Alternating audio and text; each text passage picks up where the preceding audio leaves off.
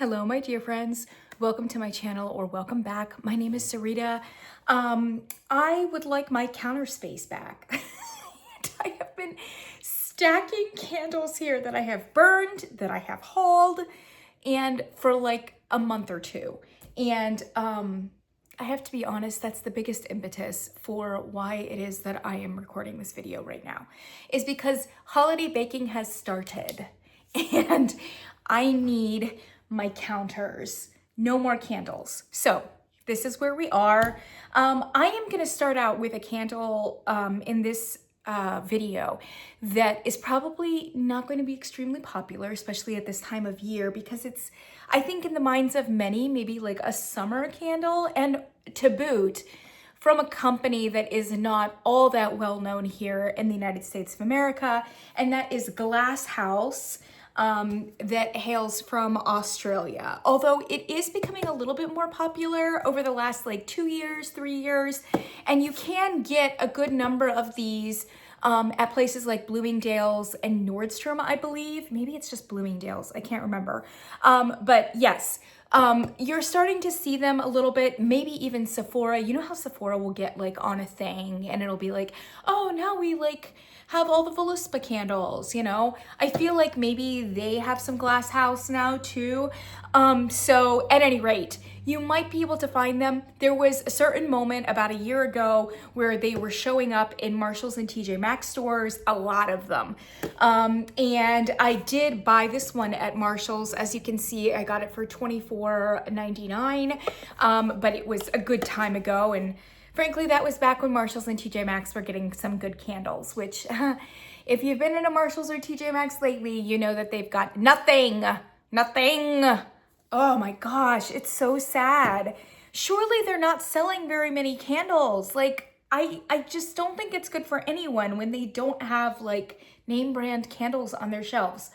At any rate, Glasshouse is from Australia, and I've talked about Glasshouse before. I've reviewed very favorably one of their Christmas candles, which was Christmas Morning.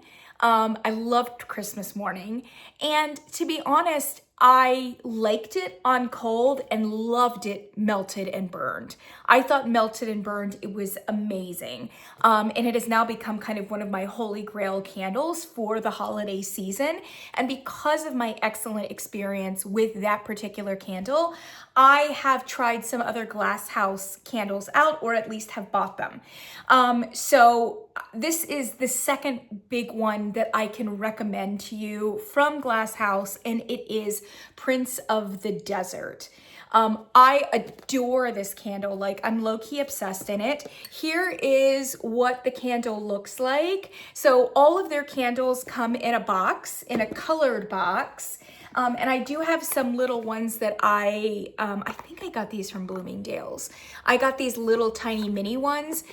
They all come in a different colored box, and every single one of them does have the same like silhouette in terms of that glass vessel and the lid on top of it. So while these are kind of considered quote unquote luxury-ish candles, they do actually have elements here that give you some sense of perceived value. They are bougie in their appearance as well. And it is actually really nice having a lid, specifically because these candles are 2 wicks.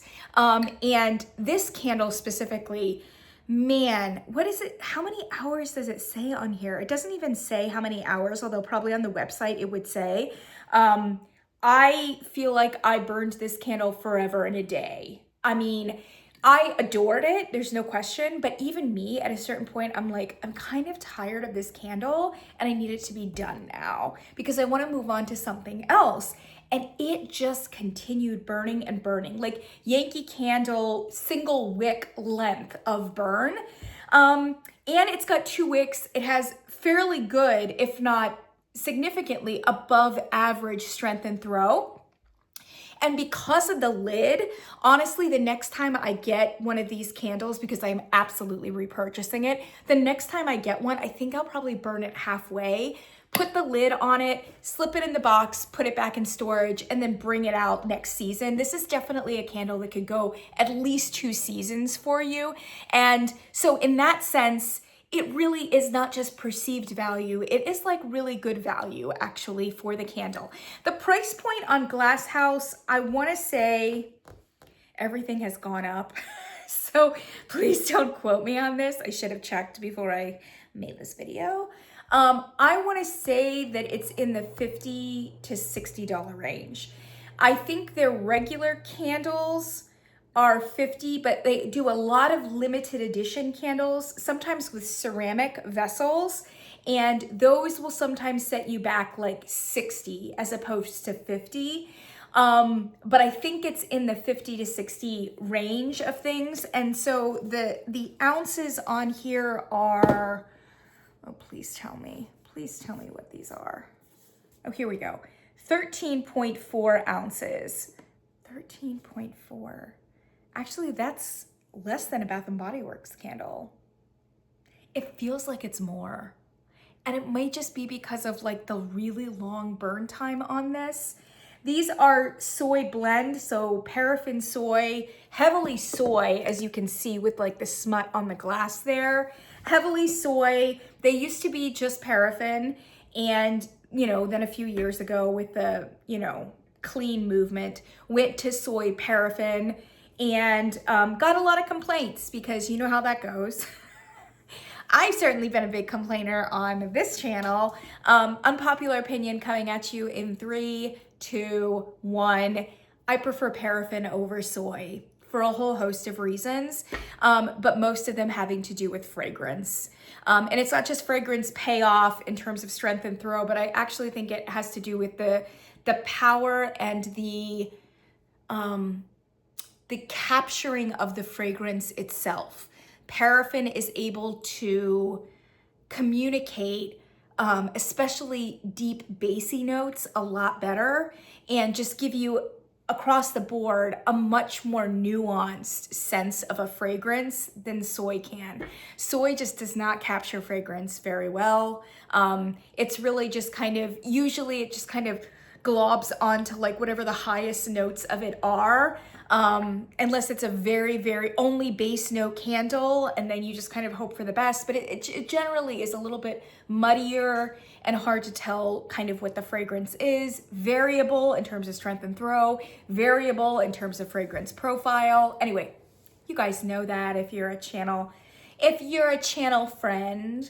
You know what I think about that. So definitely Glasshouse has gotten more complaints over the last couple of years about strength and throw because they went to soy. However, my experience, at least of these two that I have burned, is that these two at least were very, very strong. They say on the website triple fragranced candles or something like that, which who knows what that means, except that I think they are advertising that they have a very high scent oil load in their candles, a percentage of oils. They really care very much about strength and throw. I think that there are other things that Glasshouse could care about, i.e. the quality of the burn is oftentimes not great. And I have said this before, even in my experience, but definitely they are panned oftentimes with tunneling candles. Their wicks seem to be insufficient for the diameter and for the wax formula that they use.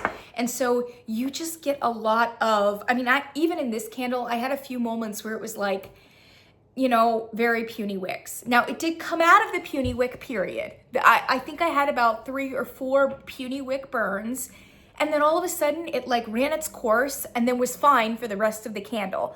So I have definitely burned worse candles in terms of performance, but I really wish that they would get their wick situation handled because it's kind of holding back the company. And creating a lot of tunneling. There was a lot of tunneling on this candle. Once I got to the very bottom of the candle, that's where, the wax pull sometimes will clear the bottom of the vessel and very loudly heat up the walls of the candle. And then all the stuff around it and all the tunneling kind of comes down. So in the very end, if you burn your candle all the way down, it should correct the tunneling, but I couldn't really correct it up to that point unless I like put it under a wax melter, which has its own problems then, because if you put it under a wax melter to melt the sides of the wax, then sometimes it'll like a deluge, flood your wick then, because it's whatever. At any rate, you know what I'm talking about. Anyway, so burn quality is not great.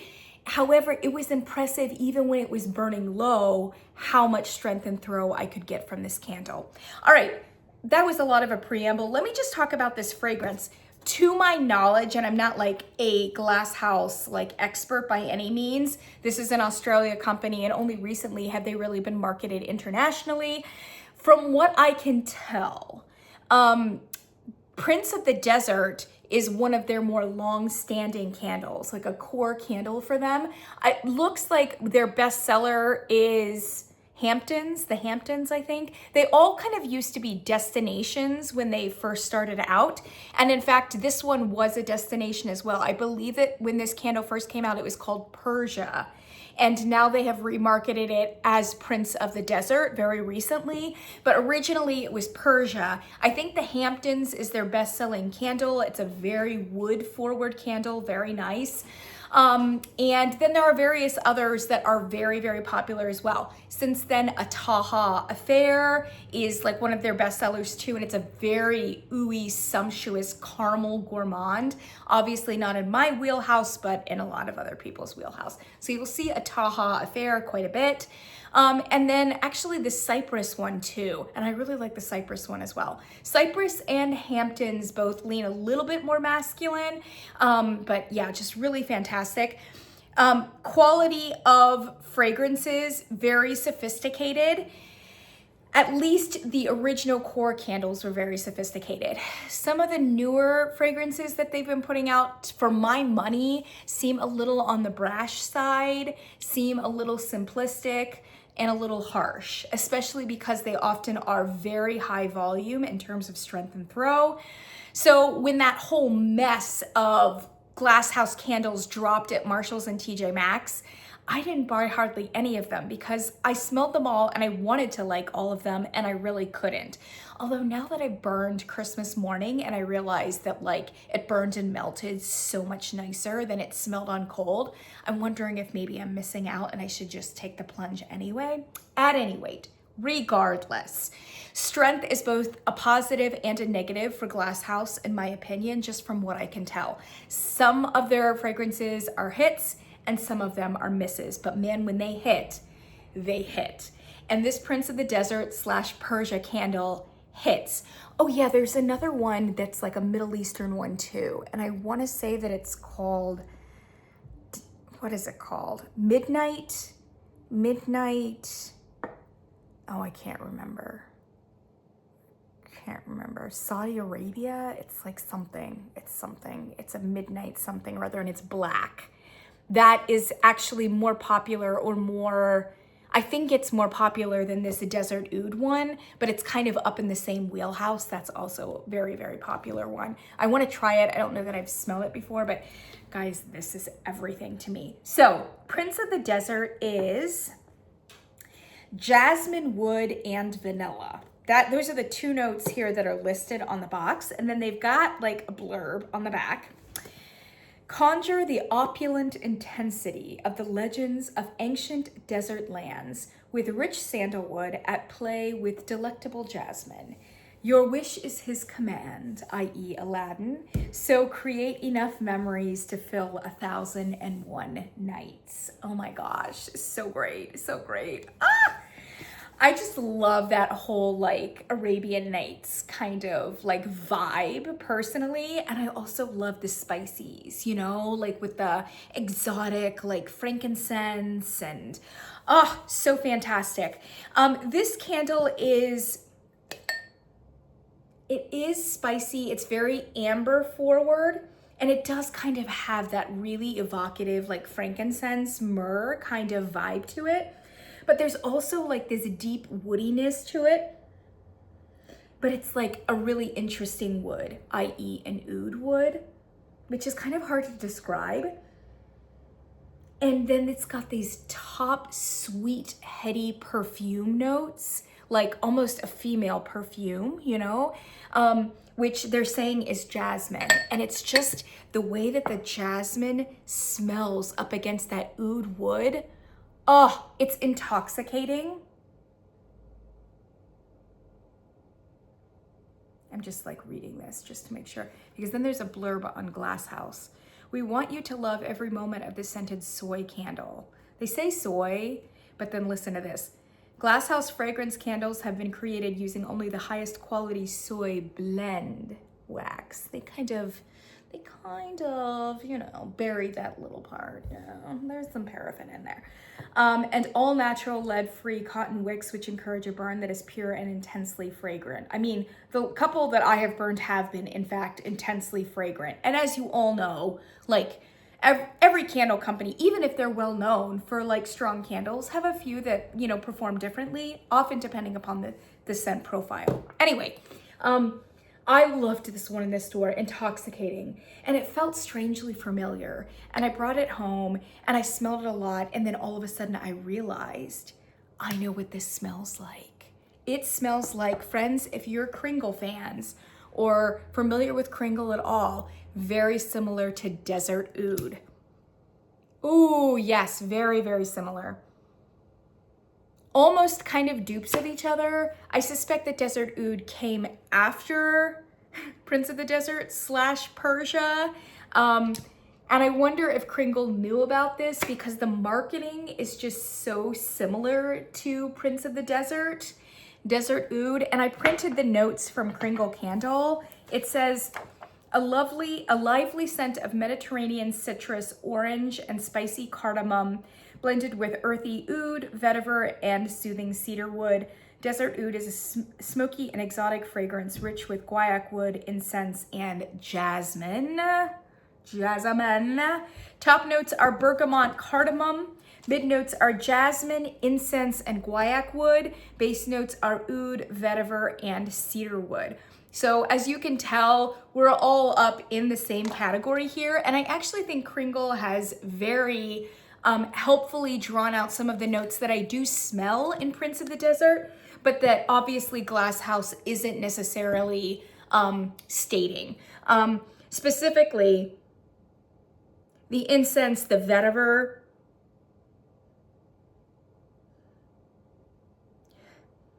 and that high perfume note is jasmine, and I think probably some sort of citrus.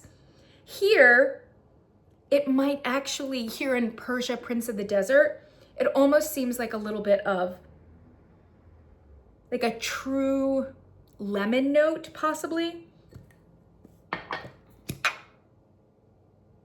This one, the Kringle one is definitely more citrus forward though than the Prince of the Desert.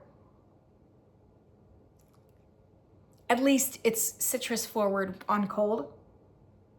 But both of them have that kind of profile of a perfume or a cologne where you have like kind of a bergamot note with the jasmine, with some amber. Neither one of them mentions amber, and maybe it's just incense and vetiver, which is kind of simulating amber for me, but both of them seem very amber forward. Yeah. Specifically this one. I would say that the Glasshouse one is a little bit more rich and bassier. It doesn't have quite as many citrus notes in it. It seems a little bit more well blended than the Desert Oud. But Desert Oud also has a little bit more of a range that is higher than this one does. Very, very similar candles. And I'm very happy to report, as I have been for the last 20 minutes, that the strength and throw on Persia, Prince of the Desert, is extremely good. You could get away with it in the open concept, definitely. Probably you would get, you know, about a 6.5, you know, 7, something like that. I kept it in the back bedroom mostly because it's exotic and I just wanted it in my back bedroom, which is a moderately sized area. I put it in the master bathroom, let it filter into the moderate sized bedroom. And I think I probably got up like 7.5, 8 most of the time back there. So with the exception of those few burns where it went down to puny wicks, and then it was just kind of a bathroom filler, unfortunately. But once it was burning high, you know, it really was like an 8 in a moderate size space. And it was pretty much from top to bottom, with the exception of those couple burns. So here's the thing, folks. I'm overjoyed by this because I love Desert Oud from Kringle. But if you read the reviews of Desert Oud on the Kringle website, they are one after another of people saying they love the fragrance, as I do, but can't smell it, It's the #1 complaint of Desert Oud, #1. And I'm very happy to say that if you like Desert Oud, like, honestly, think about getting Persia Prince of the Desert from Glasshouse, because this one really blew Desert Oud out of the water in terms of strength and throw. And when you buy a candle, you want to smell it. Yes, this one is more expensive than Desert Oud from Kringle. If you got it full price, it may be $50. Now, for me, thankfully, I got it for $25, you know? So about half price.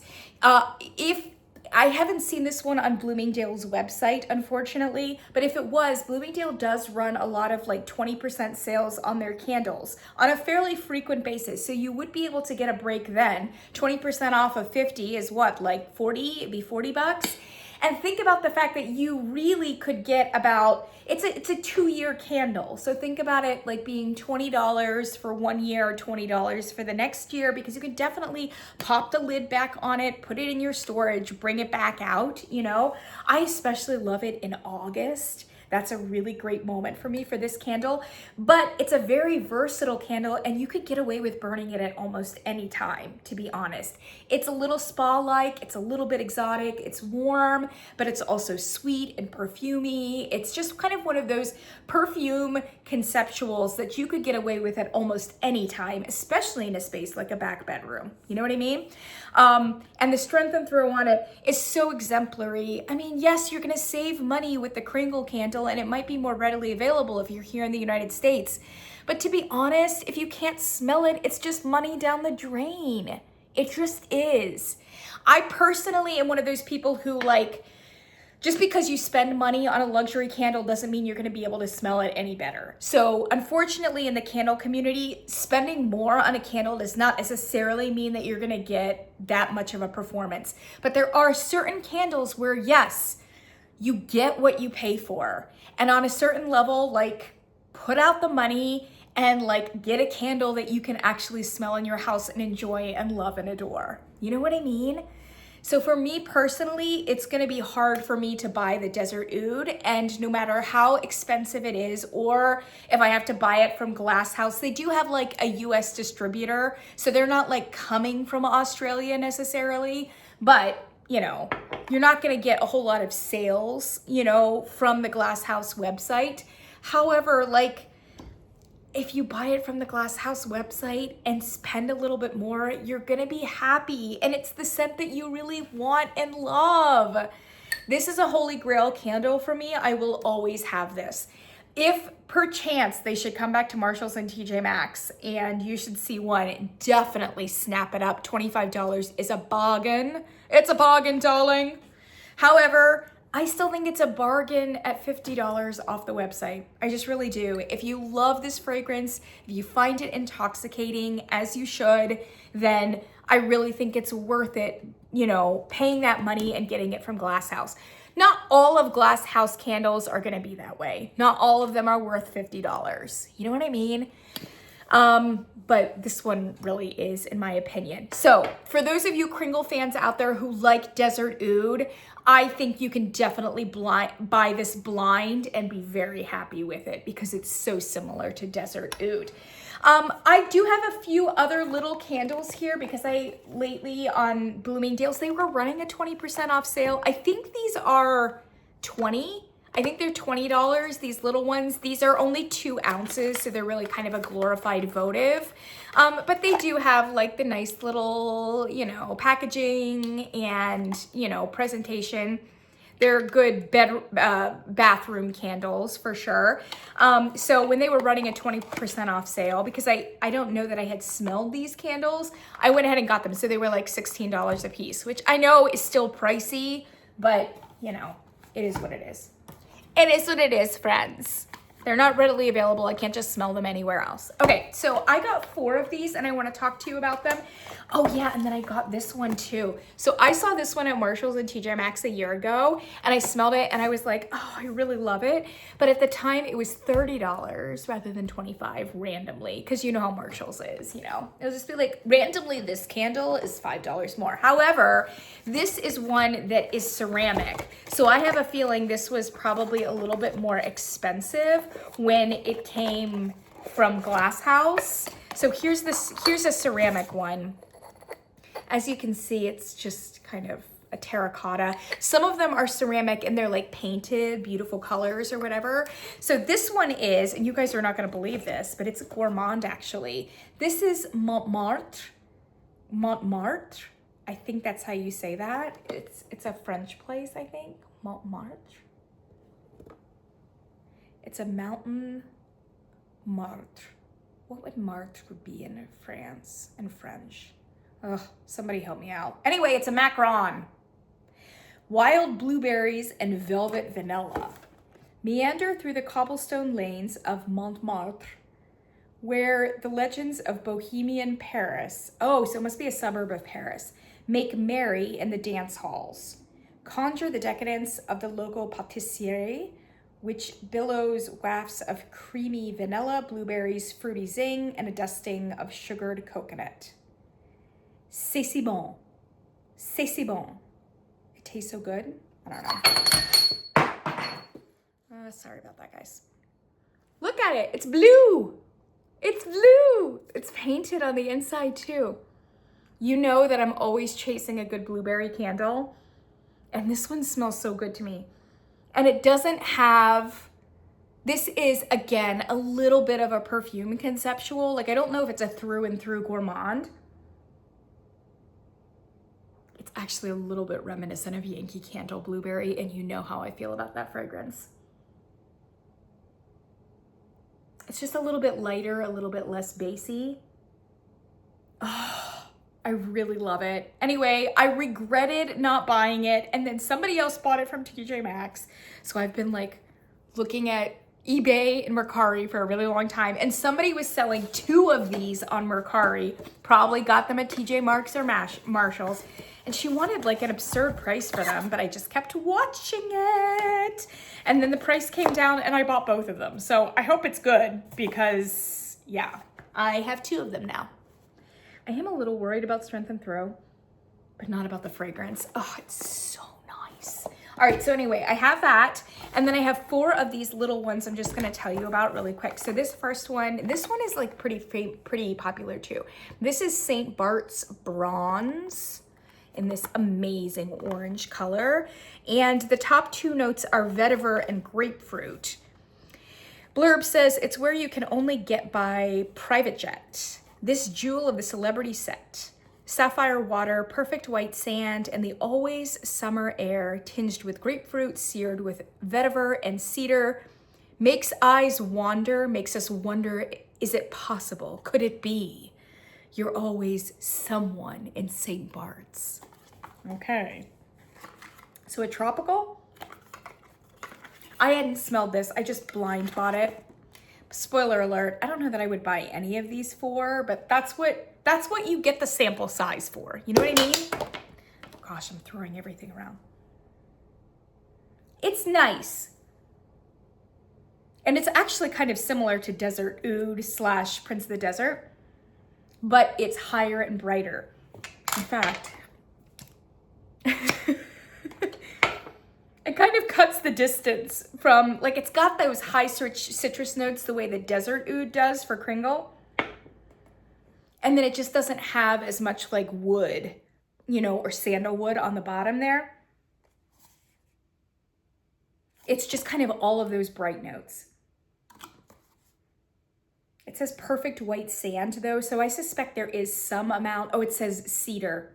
There is some amount of woodiness, but it's very mid to high range. It's mostly that like citrus, but it's not like super sweet because the vetiver is giving it that like funky, spicy, exotic kind of nature as well.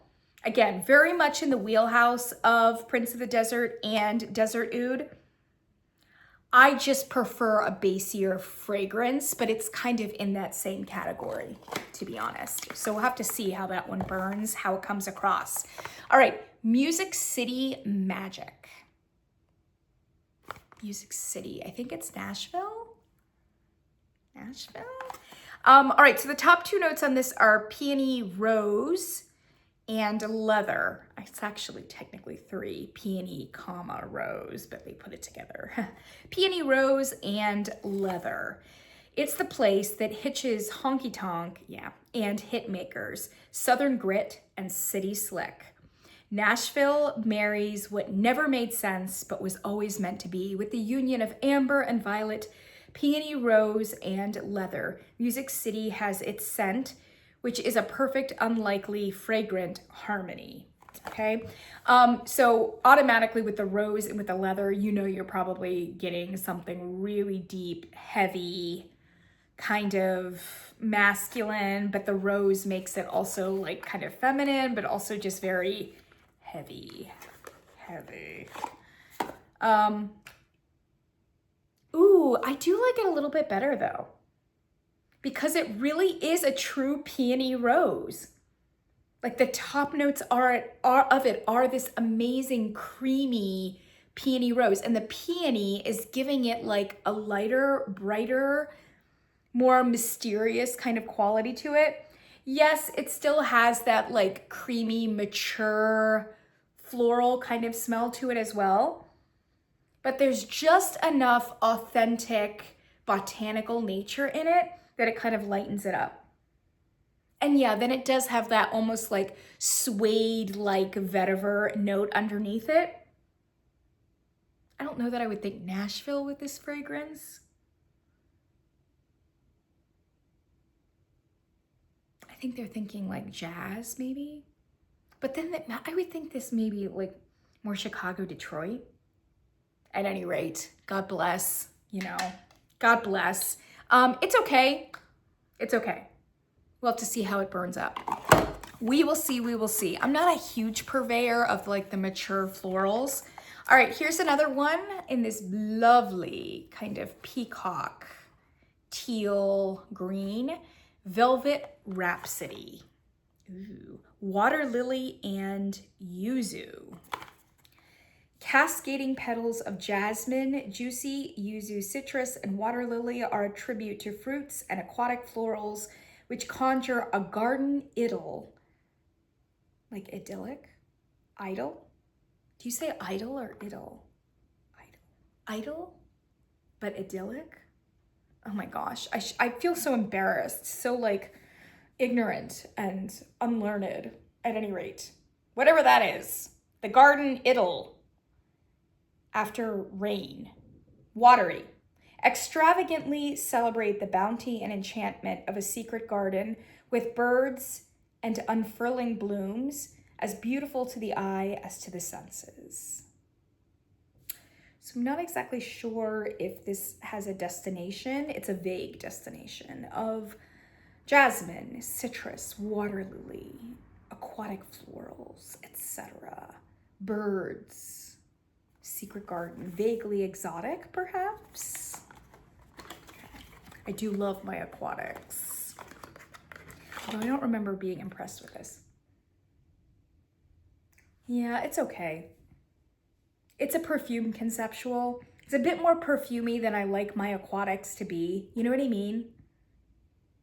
It's kind of sharp too, and I think it must be that yuzu, which is kind of mimicking bergamot, which kind of goes just into that perfume area as opposed to being like really botanically accurate in terms of its like fragrant fruit-like nature. But it does kind of have a vaguely like a mineral aquatic note underneath. It's okay. It's okay. It's really more of a high perfume conceptual though, with vague aquatic overtones. Last but not least, I think this one is pretty familiar, pretty popular as well. Forever Florence. And this amazing like salmon. And the two notes here are wild peonies and lily. Blurb is slowed by 1,000-year-old cobblestones. You stroll with time to spare through streets rich with history and warm Florentine air. Peonies, amber, and lily mingle under the Tuscan sun, and you see beauty where the spirit of the Renaissance lives on.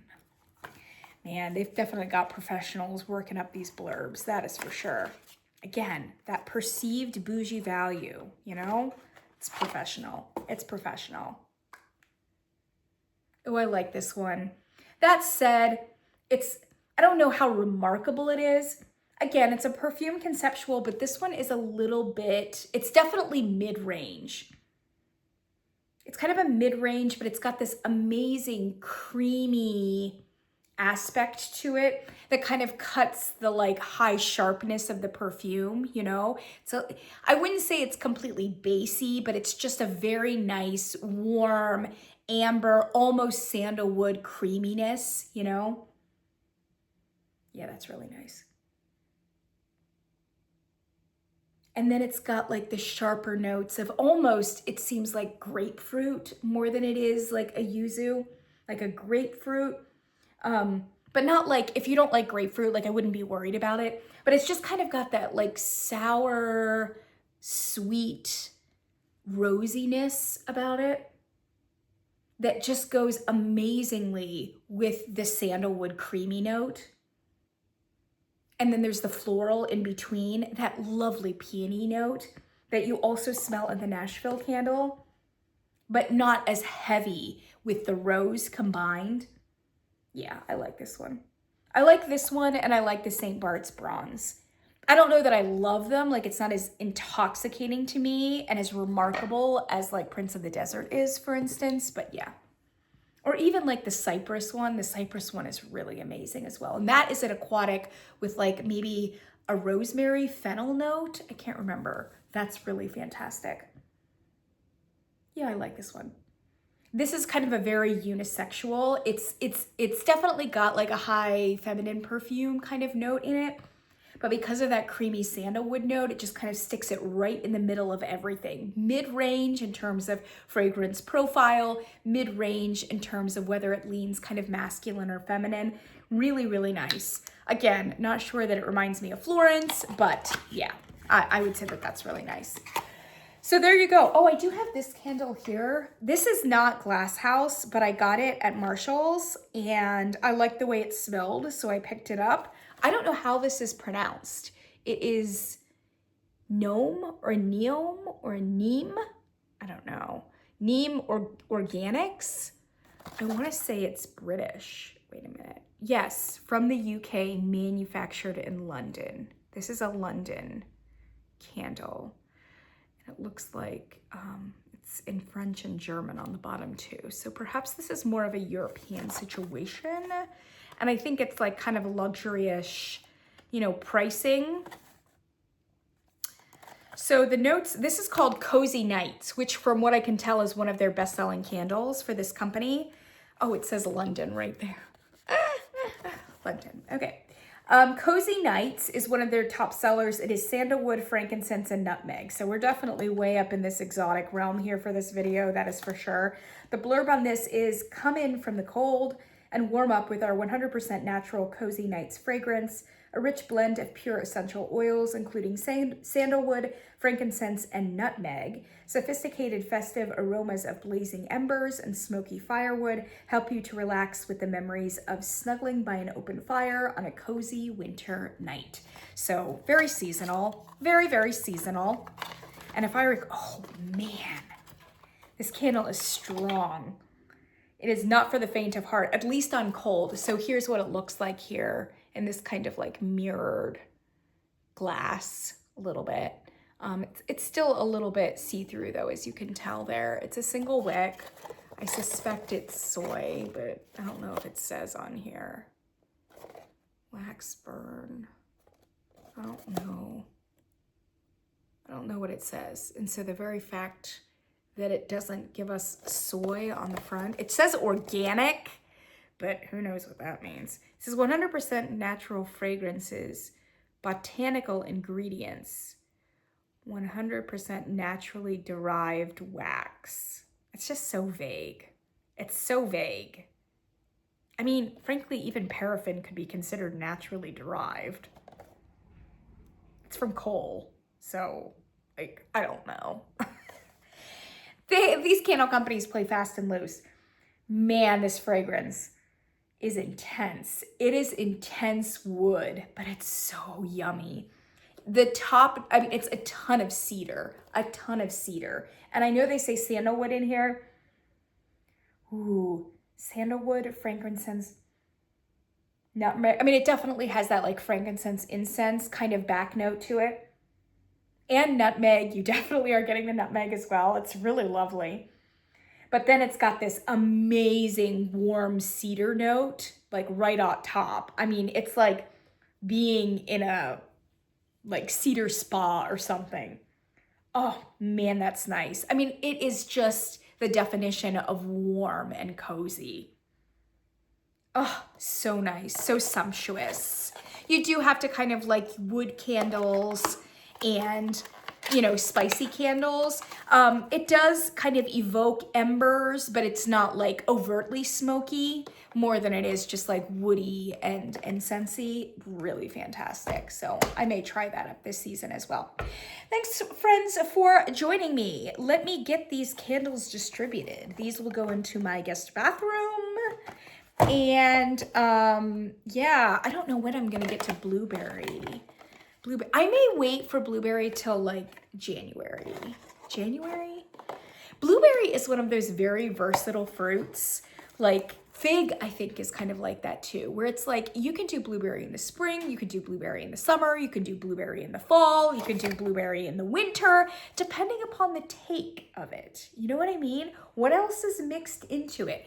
Some fig candles are very light and bright and they give you a lot of like fig leaf, you know, and they just seem a little bit more spring-like, more summer-like. And then some figs are dark and deep and jammy with like musk and everything. And they're just so fall, cold weather. It's kind of blueberry is the same way. It depends on how you treat it.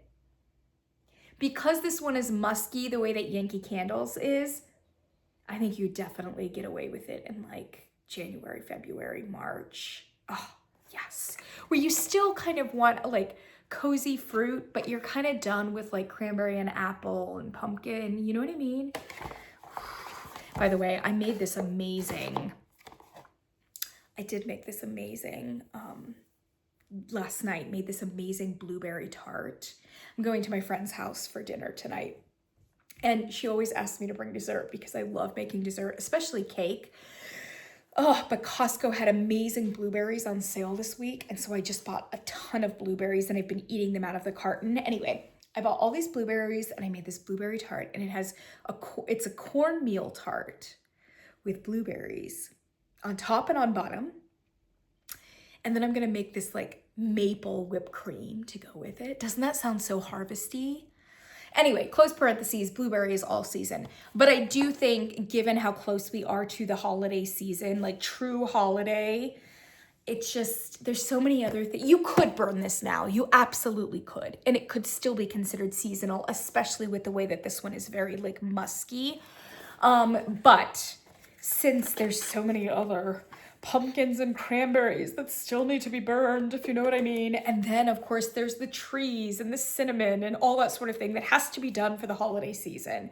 I may reserve this and do this for January. So see what happens in January. I will stay tuned. I will be back to you about how that particular candle burned. And headlining, yes, I do highly, highly recommend Prince of the Desert from Glasshouse Fragrance. So I will link that down below. I believe you can only get it from their website right now, but I do believe that it is available and is probably one of their more core candles. that's all I've got for you, my friends. Thanks so much for joining me. I'm gonna try to stay on the wagon here and review some more candles. I'm looking off screen here. I've got 1, 2, 3, 4, 5, 6, 7, 8, 9, 10, 11. 11 candles that are empties that I have completely burned all the way through. And some of them were like huge ass Kringle or Yankee candles, like really huge candles. And I burned them and they've just been sitting there and I have not reviewed them. So I need to get on the wagon, get these out of here, get them into my empties bin. So pray for me. Fingers crossed. I can do this. Thank you, my friends. Catch you in the next one.